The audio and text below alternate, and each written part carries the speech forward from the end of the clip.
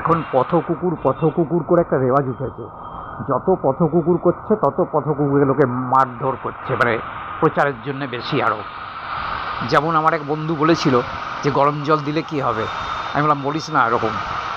আর ঠিক কয়েকদিন পর দেখা গেল চায়ের দোকানে গরম জল দিয়েছে, একটা কুকুরের চামড়া উঠে গেছে।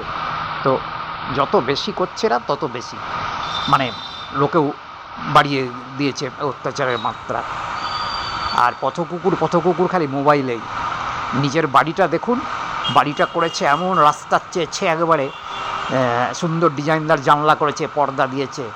বাড়িটা করার সময় চিন্তা করেনি যে একটা ওপেন বারান্দা করি, দুটো পথ কুকুর বৃষ্টির সময় এসে বসবে, রোদের সময় এসে বসবে, তখন পথ কুকুরকে মনে থাকে না।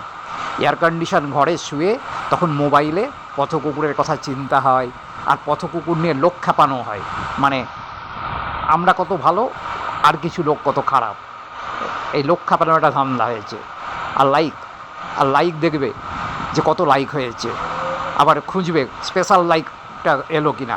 মানে আদিক্ষেতাম দেখলে গা জ্বলে যায়। আজ থেকে 50 বছর আগে এসব ছিল না, আর এত অত্যাচারও ছিল না। যত এরা মোবাইলে প্রচার করছে তত বেশি কুকুরের দুর্দশা বেড়ে যাচ্ছে। নিজের বাড়ির সময় তখন আমি থাকবো এসিতে, আর রাস্তার কুকুর ঢুকতে পাবে না। এরকম অনেক আছে, অনেক ডগ লাভারকেই দেখুন, তাদের বাড়িগুলো ভালো করে সার্চ করুন, গিয়ে দেখতে পাবেন ওদের সংকীর্ণতা।